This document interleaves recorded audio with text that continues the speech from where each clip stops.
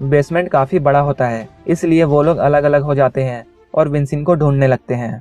अलग होने के बाद जेना किचन में जाती है, जहां वह देखती है कि सॉटूथ बोर्टन के टुकड़े कर रहा है।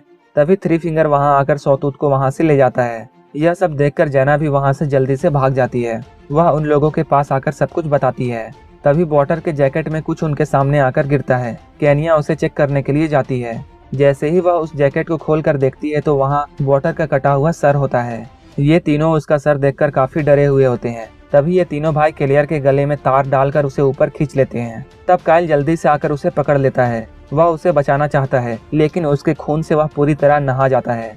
इतनी कोशिश करने के बाद भी वह काइल को नहीं बचा पाता है। उसका सर धड़ से अलग होकर गिर जाता है। यह देखकर वो लोग वहां से भागने की कोशिश करते हैं, लेकिन उनकी स्नो मोटर्स चल नहीं रही थी, क्योंकि इन तीनों भाइयों ने स्नो मोटर्स की स्पार्क प्लग निकाल दी थी। यह सब होता देख इन लोगों को कुछ भी समझ नहीं आ रहा था कि अब क्या किया जाए।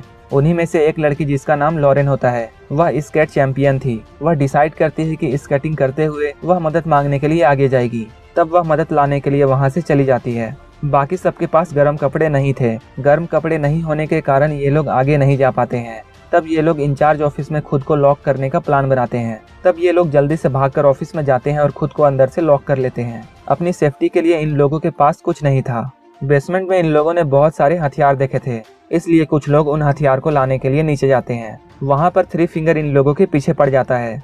तब ये तीनों जल्दी से जाकर एक केज में छुप जाते हैं। जब थ्री फिंगर वहां से चला जाता है, तब ये लोग बाहर निकलते हैं और वहां से बहुत सारे हथियार ले जाते हैं। दूसरी तरफ वन आई ऑफिस के दरवाजे में छेद करके केनिया को पकड़ लेता है। वहीं पर एक दूसरी लड़की सॉटूथ के हाथ में ब्लेड मारती है। तब सॉटूथ उसे छोड़ देता है। इधर ये तीनों बेसमेंट में से भाग रहे होते हैं। सबसे पीछे डेनियल होता है। तभी सॉटूथ डेनियल को पकड़ लेता है और उसे किचन की तरफ ले जाता है और वहां ले जाकर उसे बांध देता है। जब ये लोग ऑफिस पहुंचते हैं, तब देखते हैं कि डेनियल उनके पीछे नहीं है। इधर ये तीनों भाई डेनियल को जिंदा ही काट रहे होते हैं, जिसकी चीखें सब लोग सुन सकते थे।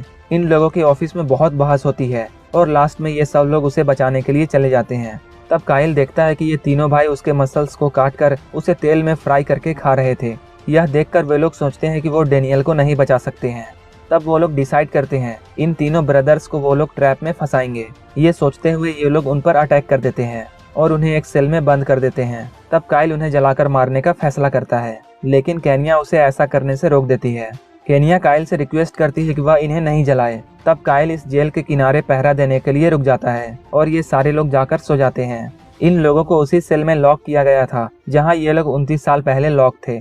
उन लोगों के लिए सबसे अच्छी बात यह थी, जिस पिन से इन लोगों ने उस लॉक को खोला था, वह पिन अभी भी वहीं पड़ी थी। तब थ्री फिंगर अपनी स्मार्टनेस दिखाकर लॉक को खोल देता है और बाहर आते ही ये लोग काइल को पकड़ लेते हैं। जब केनिया काइल को चेक करने के लिए जाती है, तब खुद ब खुद जनरेटर बंद हो जाता है और हर तरफ अंधेरा छा जाता है। और वहाँ पर आकर वह देखती है कि ना तो वहाँ पर काइल है और ना ही वो तीनों सेल के अंदर है। वह वापस आकर सबको बताती है कि वो तीनों सेल से बाहर आ चुके हैं। उसी वक्त कोई दरवाजे पर आ जाता है, जिसका फेस कवर होता है। वो लोग समझते हैं कि शायद ये थ्री फिंगर है, जिसे वो लोग बड़ी बेरहमी से मार देते हैं। वो लोग उस शख्स को इतना मारते हैं कि वो जान से मर जाता है। उसे मारने के बाद ये लोग उसका फेस देखते हैं तो उन्हें पता चलता है कि वो थ्री फिंगर नहीं बल्कि काइल था, जिसकी जुबान कटी हुई थी। उसे देखकर वो लोग वहां से भागने की कोशिश करते हैं, लेकिन ये तीनों भाई उनके पीछे पड़ जाते हैं। भागते भागते ये लोग उनके रूम्स तक पहुंच जाते हैं, जहां पर इन लोगों का सामान भी रखा हुआ था। वो लोग अपने गर्म कपड़े पहनकर खिड़की से बाहर आने का डिसीजन लेते हैं, लेकिन वह एक सेनेटोरियम था और इसलिए सारे विंडोज सील्ड थे। और वहीं पर उन्हें एक टूटी हुई खिड़की मिलती है, लेकिन उस खिड़की के पीछे बहुत सारी बर्फ जमी हुई थी।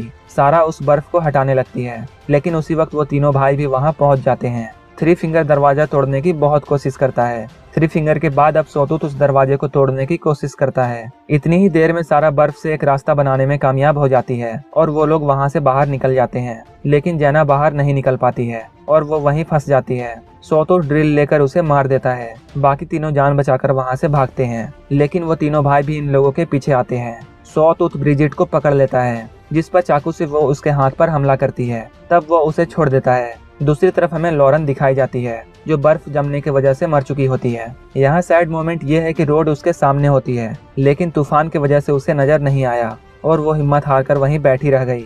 अब सिर्फ केनिया और सारा ही बचे होते हैं और केनिया अपनी जान बचाकर भाग रही होती है। वन आई उसके पीछे पड़ा हुआ होता है। अभी वो केनिया को पकड़ने ही वाला होता है कि सारा उसे मारकर नीचे गिरा देती है और वो लोग अपनी सुनो मोटर लेकर वहाँ से चले जाते हैं। वो लोग दोनों बहुत खुश होते हैं क्योंकि उन लोगों ने ये अपने प्लान के अकॉर्डिंग किया होता है। वो लोग इतने खुश होते हैं कि वहाँ पर लगी हुई वायर उन्हें नजर नहीं आती और उन दोनों का सर धड़ से अलग हो जाता है। तब थ्री फिंगर वहाँ आता है और उनके सर उठाकर वहाँ से ले जाता है और उनकी बॉडी वहीं पर पड़ी रहती है और यहीं पर यह मूवी खत्म हो जाती है।